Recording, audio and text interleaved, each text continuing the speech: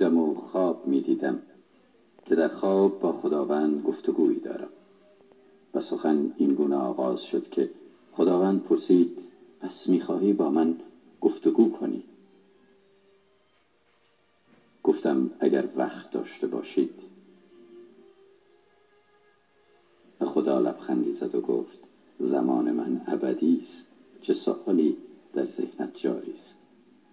و من پرسیدم چه چیزی بیش از همه چیز شما را در مورد انسانها متعجب می کند؟ و خداوند پاسخ داد اینکه انسانها از بودن در دوران کودکی ملول می شوند و عجله دارند که زودتر بزرگ شوند و در بزرگسالی حسرت دوران کودکی را می خورند.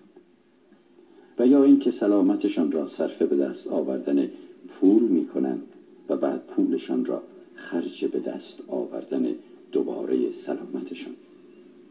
چنان نگران آینده هستند که زمان حال فراموششان می شود، آنچنان که دیگر نه در آینده زندگی می کنند و نه در حال.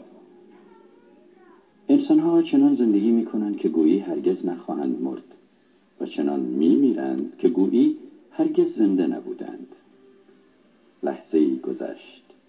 خداوند عصای مرا در دستش گرفت و مدتی هر دو ساکت ماندیم. و باز من پرسیدم به عنوان خالق انسانها دوست دارید چه درس‌هایی در زندگی و یا از زندگی بیاموزند؟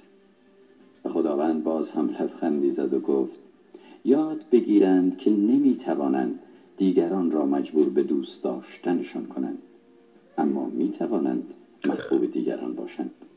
یاد بگیرند که مقایسه کردن خود با دیگران کاری بیهوده است و با بخشیدن دیگران به مزایای بخشش پی ببرند.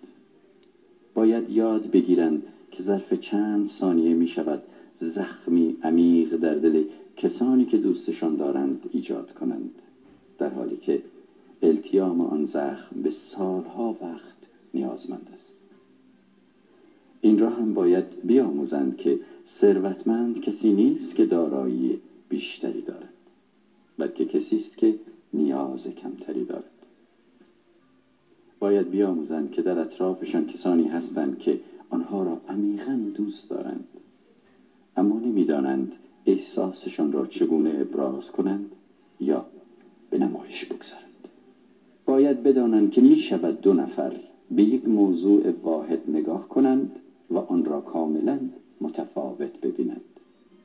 و اما یاد بگیرند که همیشه کافی نیست که شخص دیگری را ببخشند، بلکه باید قادر باشند خودشان را هم ببخشند.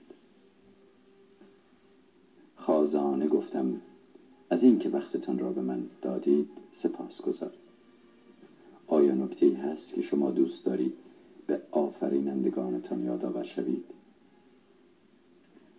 خداوند لبخندی زد و گفت فقط بدانند که من همیشه در کنارشان بوده و هستم، همیشه.